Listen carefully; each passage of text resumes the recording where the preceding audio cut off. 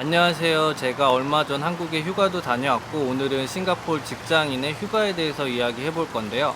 우선 한 가지 조금 감안하고 봐주실 점이 있어요. 싱가포르 같은 경우는 급여나 휴가, 복리후생 같은 노동법들이 정부에서 주어지는 최소 최대치의 가이드라인이 존재하고 전반적으로는 기업의 자율성에 맡기는 경향이 강해요.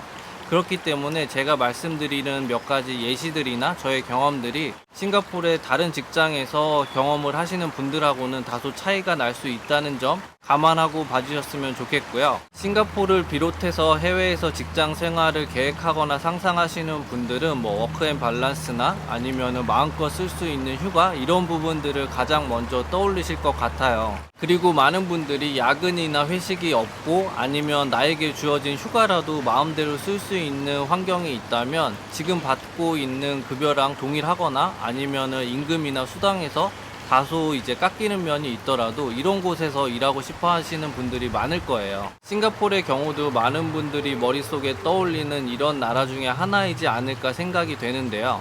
결론부터 말씀드리면 싱가포르의 경우는 유럽의 몇몇 나라들처럼 한 달 이상씩 휴가를 가는 대부분의 직장인들이 이렇게 많다고는 할 수는 없지만 본인의 회사 그리고 업종이나 업무에 따라서 이런 게 가능한 부분들이 있는 환경이에요. 그래서 전반적으로는 한국에서의 직장 생활보다는 이런 워라밸이나 휴가에 있어서는 훨씬 마음껏 쓰고 눈치 안 보고 쓸 수 있는 환경인 것 같거든요.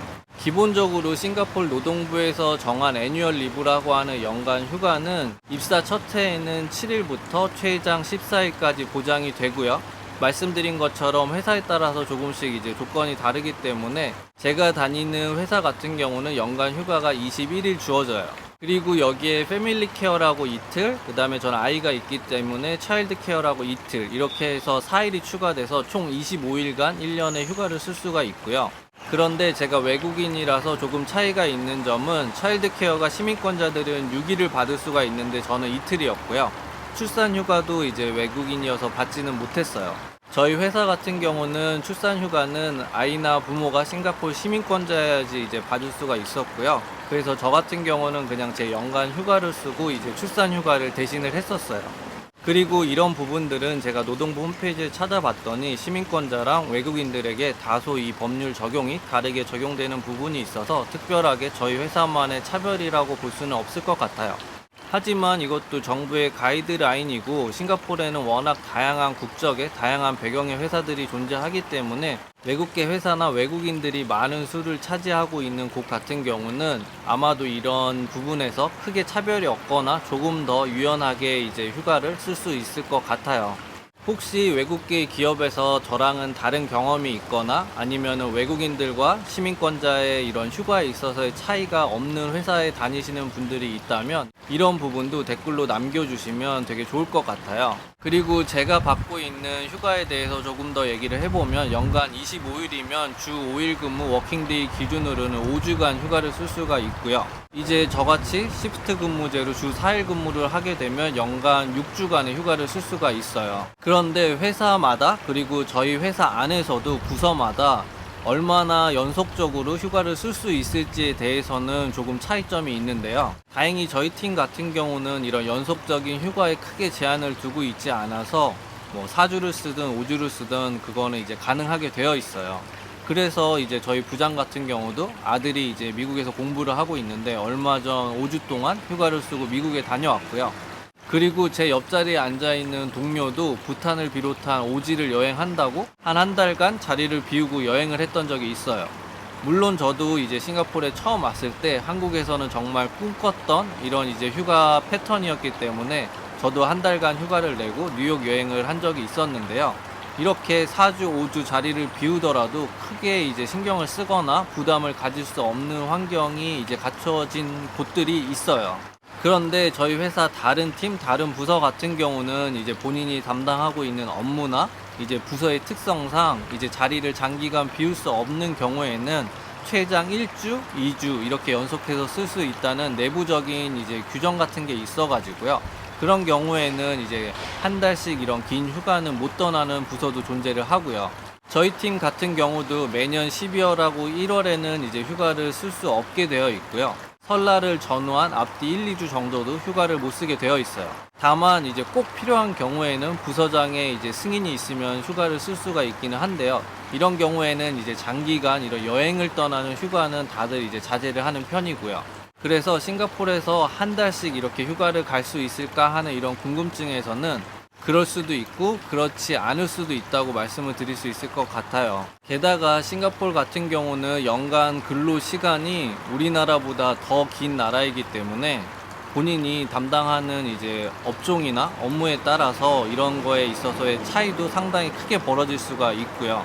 싱가포르의 엄청난 노동시간과 관련된 부분은 제가 여기 다른 영상 링크를 걸어 드릴게요. 제가 예전에 한번 설명을 한 적이 있는데 이 부분도 한번 궁금하신 분들은 확인을 해 보셔도 좋을 것 같고요.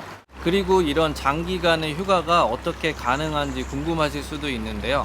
시스템적으로는 일단 근무 스케줄이 3, 4개월 전에 나오기 때문에 휴가와 관련된 보고도 3, 4개월 전에 이루어지게 돼요. 그렇기 때문에 인원 조정이나 업무 분담 같은 게 미리 이루어져서 휴가를 떠날 수가 있는 이제 업종이나 업무 같은 경우에 가능한 거고요. 그리고 근본적으로는 업무 자체가 사람 한 명이 빠진다고 큰 문제가 발생하지 않는 경우에요.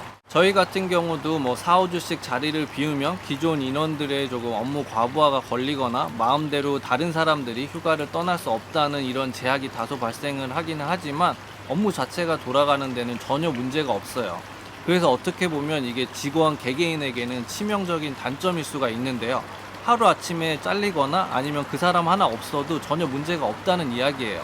그래서 거꾸로 보면 언제든 잘릴 수 있는 파리목숨 같은 포지션이라고도 할 수가 있어요. 모든 경우에 이 이야기가 적용되는 건 아니겠지만 제가 이제 느끼고 있는 환경에서는 이제 이런 부분이 존재한다는 거고요. 주말에 저희 아이랑 이제 같은 반에 있는 친구 부모님들하고 식사를 했었는데 외국계 회사에 다니시는 분인데 이제 얼마 전에 가족들하고 여행을 다녀와서 최장 이제 일주일간 휴가를 쓸 수가 있어서 일주일만 여행을 다녀와셨다고 말씀을 하시더라고요.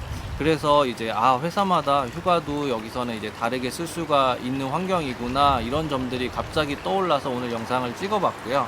제가 이제 유튜브 영상을 처음 올렸을 때는 취업이나 이제 직장 이야기들을 주로 올렸었는데요. 그동안 이제 이야기를 하다 보니까 이런 거 같은 경우는 한번 이야기를 하고 나면 또다시 새로운 이야기나 아니면 다이나믹한 변화들이 많이 생기지가 않더라고요. 그래서 그동안 이제 이런 이야기들은 자주 하지 못했었는데 오늘은 휴가와 관련해서 갑자기 생각이 떠올라서 이렇게 영상을 찍어봤고요. 여행 얘기도 해봤다가 사는 얘기도 해봤다가 직장 얘기도 해보고 하는데 앞으로도 어떤 영상을 찍어야 될지 사실 고민이 조금은 되고 있어요. 이렇게 다소 다양한 이야기들을 하고 있는데 영상을 봐주셔서 너무 감사하고요. 그럼 오늘도 즐거운 하루 보내세요. 안녕히 계세요.